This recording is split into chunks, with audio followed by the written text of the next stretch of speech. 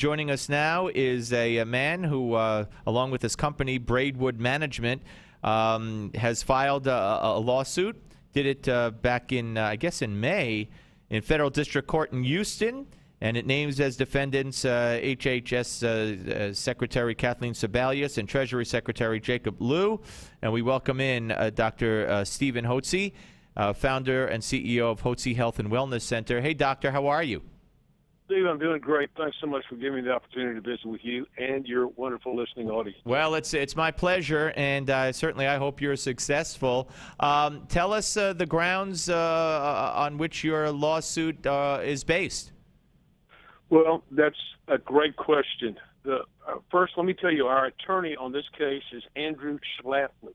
Andy Schlafly is the general counsel for the Association of American Physicians and Surgeons, which was formed in 1943 to fight socialized medicine. So it's a conservative free enterprise organization comprised of 5,000 or 6,000 doctors nationwide who are strong free enterprise doctors.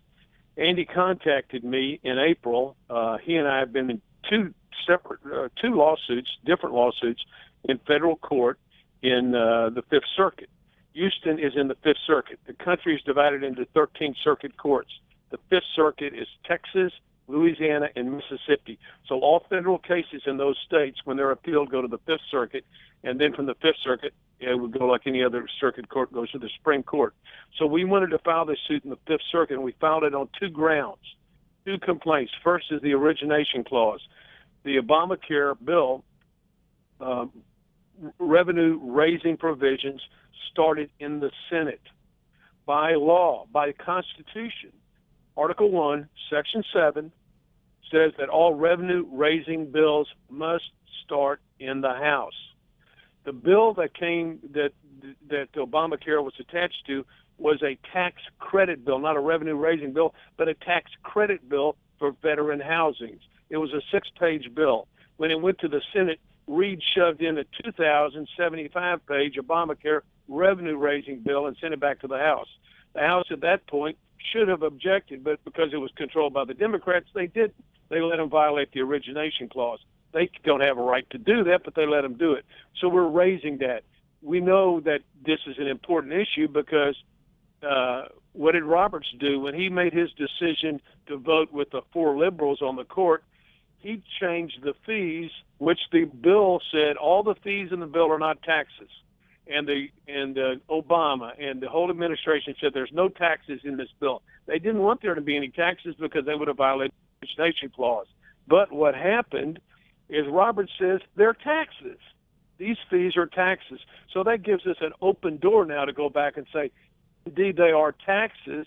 They came in the bill in the Senate, not in the House, and it violates the origination clause. Interestingly enough, in the dissent, the 4 dissenters, who were the 4 conservatives, dissented. They raised the issue. They said, if this is a tax, what about the origination clause? It arose in the Senate. So that's the first issue. The second issue that we raise is the employer mandates, and this violates the 5th Amendment of the Constitution, which has to do with 2 things. The 5th Amendment deals with legal due process, and then the last clause deals with compensation for property that is taken for government use. Well, that clause has also been, through court cases over the last 200 years, determined that the federal government can't force anybody to do business with another company. You can't do that. They can't pass a law and force your listeners all to do business with my health and wellness center in Houston. Well, Doc, you should be the attorney. You know the legalities of this case down to a T. And I might point out, and I don't think you did. Correct me if I'm wrong, and I apologize. But Andrew Schlafly is the son of Phyllis Schlafly. Yeah. So that's a big. And we've been long-time friends. He handles my general counsel too. But back to this point, the government can't. You could say, well, the government forces us to buy car insurance. No, you don't have to buy car insurance. Right. You don't have to drive a car. You can ride a bike. You can get a taxi. Right. But this law requires an employer and an individual mandate, but an employer, and this was not adjudicated in the last case, it requires me to go buy insurance from an insurance company. It forces me to do that. Well, that violates the takings clause of the Fifth Amendment. well, let me ask. I'm sorry. Those are the two grounds, and they have not been adjudicated yet. So our plans are, here's where we are. Our case has been filed. It was filed May 7th. The government 2 weeks later was served. They have 60 days to give a response. That response should come by the end of July. At the end of that point, we will then file for a preliminary injunction a temporary injunction that would cause asking the judge to stop Obamacare in the state of Texas. Well, the judge will either agree with us, yes or no. It doesn't make any difference. If the judge agrees with us, the government will then appeal to the Fifth Circuit, interlocutory appeal. If the judge disagrees with us on our motion, then we will appeal it to the Fifth Circuit. We simply want to get to the Fifth Circuit because that's the most conservative circuit in the country. Right. And there'll be a panel of 3 judges. We only need 2 of them to agree with us on 1 or 2 points. If they do, that immediately throws it back to the Supreme Court, and there we only have to change 1 vote. Roberts, and he has a chance to redeem it. Yeah, that would be nice. Let me ask you, Doc, how has the pending implementation of Obamacare affected your practice? Well, this is the reason I'm serving. We have 95 on staff. I have a management company that all the staff members belong to and are paid through, and then I have 3 separate businesses that they're leased to, if you follow that. So it's the Braidwood Management is the management company where all the employees are housed, and then they're leased out like an admin staff or administrative staff company. So we lease them back to our businesses. Well, I've been told by my insurance carriers that my insurance premiums were going to go up dramatically. I'm self-insured, and I have an override policy for all the employees, and so I pay the first $20,000 of all health care costs, and then after that, I have a very high deductible. This is not going to be permitted. So my insurance rates are going to go up dramatically because I'm going to have low deductible insurance, and I won't be able to self-fund like I'm doing now. Well, that takes away. That's not the way I want to do my business.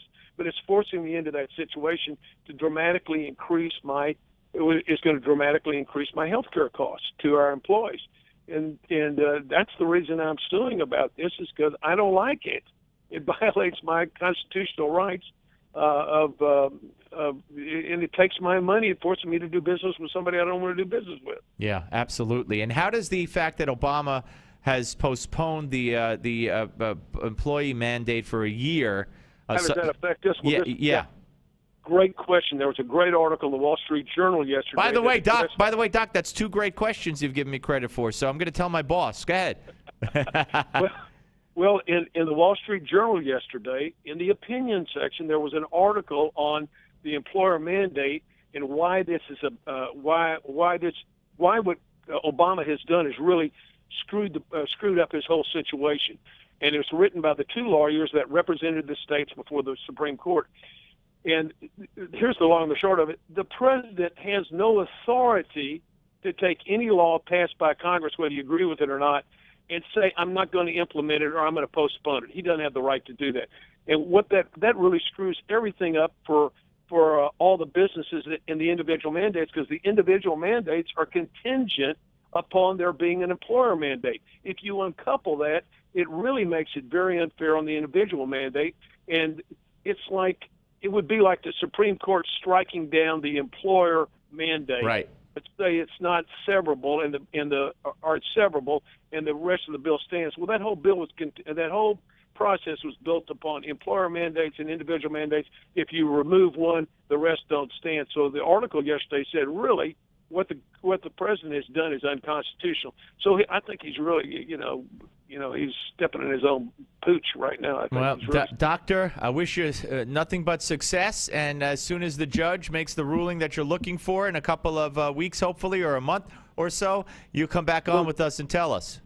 Well, listen, Steve, thanks so much for the opportunity to be on the program with you. God bless you.